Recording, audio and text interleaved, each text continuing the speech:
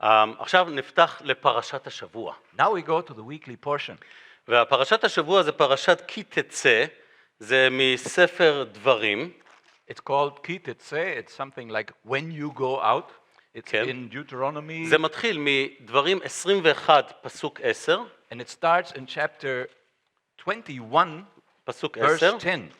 וזה עד 26 פסוק 1. And it goes until chapter 26, verse 1.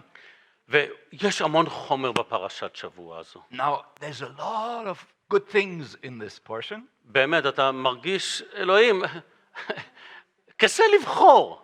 And I open it up and I said, God, what shall I choose? It's full of good things. אז בכיוון שיש לי אהבה מיוחדת לנבואות משיחיות או דברים שקשורים למשיח, אני אבחר בזה. So, since I have this special love for messianic prophecies and everything that's connected to the Messiah, I took a point that's connected to the Messiah. וזה בפרק 25 מפסוק 5 עד פסוק 10. 25, 5 עד 10. And it's in chapter 25 from 5 to 10. 25 verses 5 to 10. אני אקרא את הפסוקים ברשותכם. So I'll read those verses. זה מדבר על חוקי ייבום, leverage marriage. Okay. כי ישבו אחים יחדיו, ומת אחד מהם, ובן אין לו. לא תהיה אשת המת החוצה לאיש זר. יבמה יבוא עליה, ולקחה לו לאישה, ויבמה. והיה הבכור אשר תלד, יקום על שם אחיו המת, ולא ימחה שמו מישראל. ואם לא יחפוץ האיש לקחת את יבימתו, ועלתה יבימתו השערה אל הזקנים, ואמרה, מאין יבמי להקים לאחיו שם בישראל, לא הווה יבמי. וקראו לו זקני עירו, ודיברו אליו, ועמד ואמר, לא חפצתי לקחתה. וניגשה יבימתו אליו לעיני הזקנים, וחלצה נעלו מעל רגלו, וירקה בפניו, טפו! וענתה ואמרה, ככה יעשה לאיש אשר לא יבנה את בית אחיו. ונקרא שמו בישראל, בית חלוץ הנעל. Okay. I'm reading from verse 5 in Deuteronomy 25. When brothers live together, and one of them dies and has no son, the wife of the deceased shall not be married outside the family to a strange man. Her husband's brother shall go into her and take her to himself as wife, and perform the duty of a husband's brother to her. It shall be that the firstborn whom she bears shall assume the name of his dead brother, so that his name will not be blotted out from Israel. But if the man does not desire to take his brother's wife, then his brother's wife shall go up to the gate to the elders and say, my husband's brother refuses to establish a name for his brother in Israel. He is not willing to perform the duty of a husband's brother to me. Then the elders of his city shall summon him and speak to him.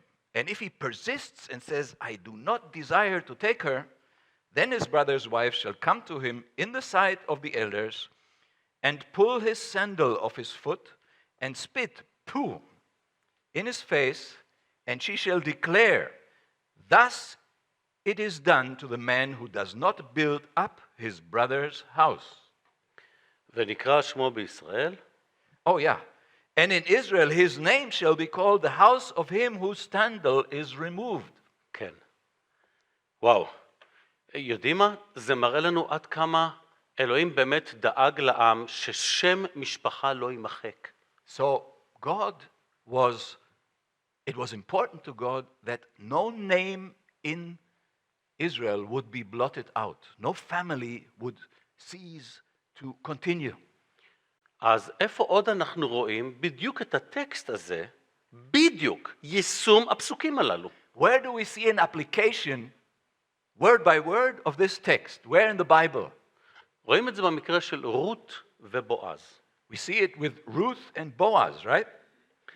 ואנחנו מכירים את הסיפור של רות, אני לא עכשיו אבוא ואספר את כל הסיפור, אבל זה היה בפרק ג' אחרי שנעמי אמרה לה, לכי לגורן ותחכי לו שמה.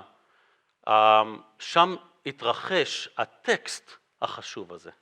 So we all remember the story of Ruth, and it actually was fulfilled, or this verse was fulfilled in a way when Naomi told to Ruth, go to the threshing floor where you will find Boaz, and he will do to you what is written in this verse. It was a perfect word-by-word application of this commandment. וישנם פרשנים שחושבים שרות, הייתה מואביה, רמת המוסר שם לא הייתה גבוהה, מה זה בשבילה עוד גבר? אבל זה לא מה שקורה שם. Now some interpreters, they say, well, Ruth was a Moabite. They didn't have a high moral standard. What does it matter to her to lie down with another man, one more? But no, this wasn't the case here. מה שהתרחש שם זה הדבר הקדוש ביותר. What happens there was the most sacred thing possible under those circumstances. מה שהתרחש שם זה הבסיס להקמת הגואל שלנו. Because that was the foundation onto which later the Savior built. The Savior was born from that relationship. רות הייתה בחורה יחסית צעירה, בועז היה זקן טיחו. Now, Ruth was a relatively young woman, whereas Boaz was a really old guy.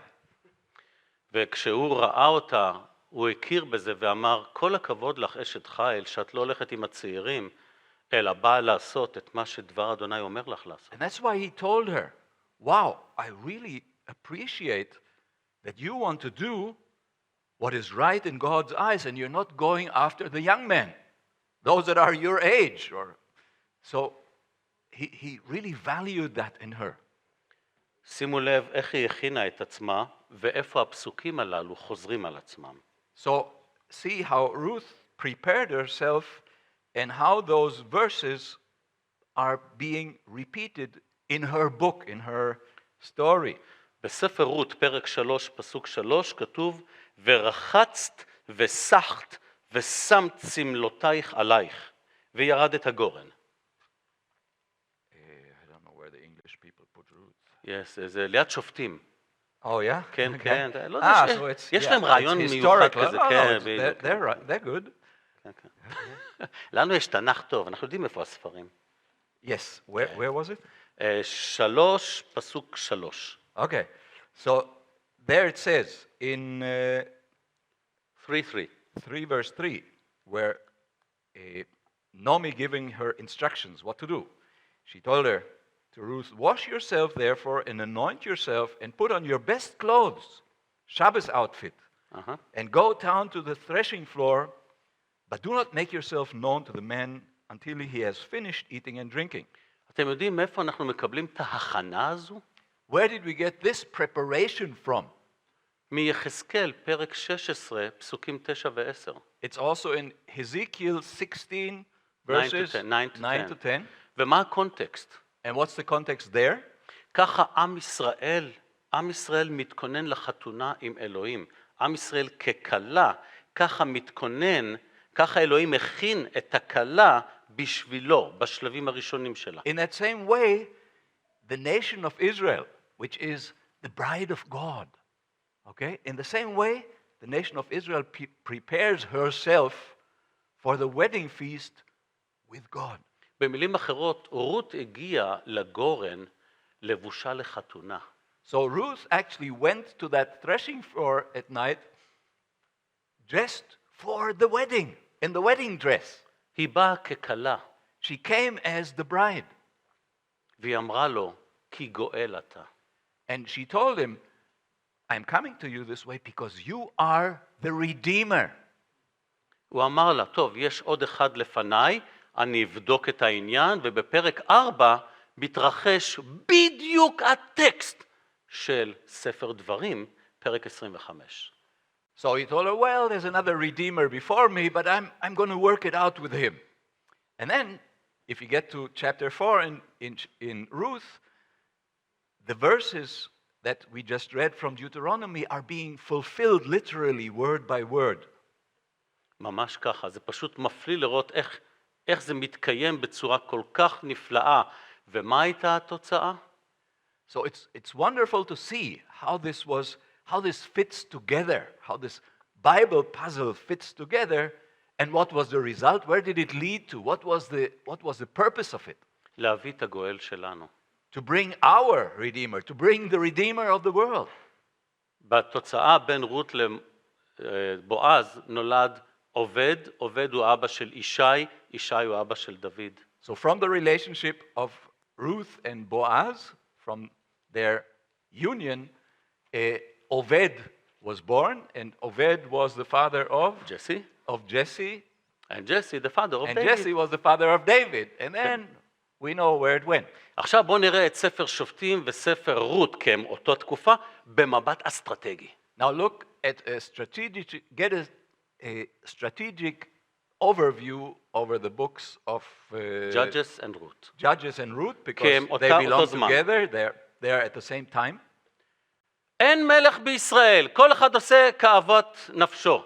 And Judges was overwritten with this terrible headline which said, "There's no king in Israel. Everybody does what is right in his own heart." ככה מתחיל ספר שופטים, ככה באמצע וככה הוא מסתיים. That's how the book of Judges starts, that's how it's in the middle, and that's how it ends. ואיך מסתיים ספר רות? But then how does the book of Ruth start? End. What's the last thing in the book of Ruth? דוד. There's the name of David. דוד. David is there. תמחקו את כל ספר רות, תשאירו לי רק את המילה הזו.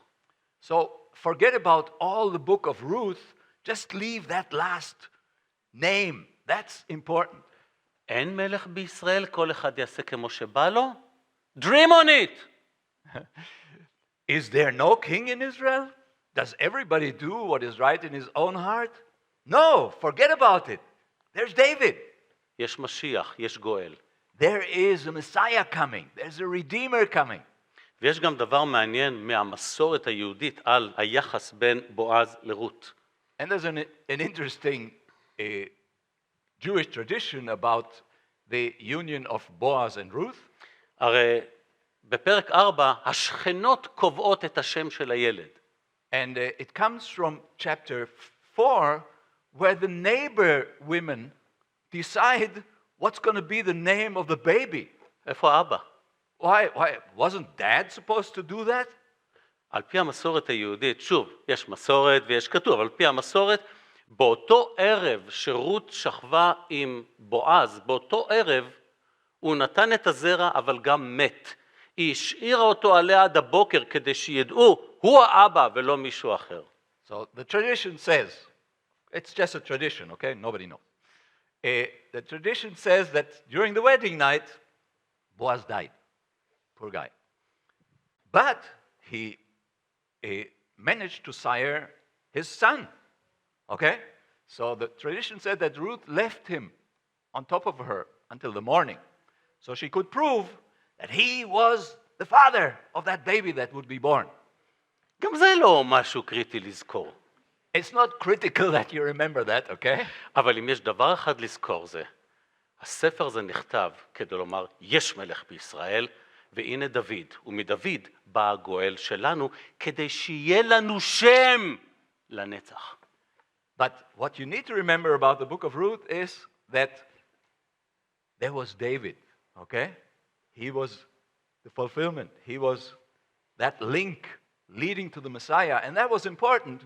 The book of Ruth happened so that we would have a name, that we would be named after Christ. אמן, אמן.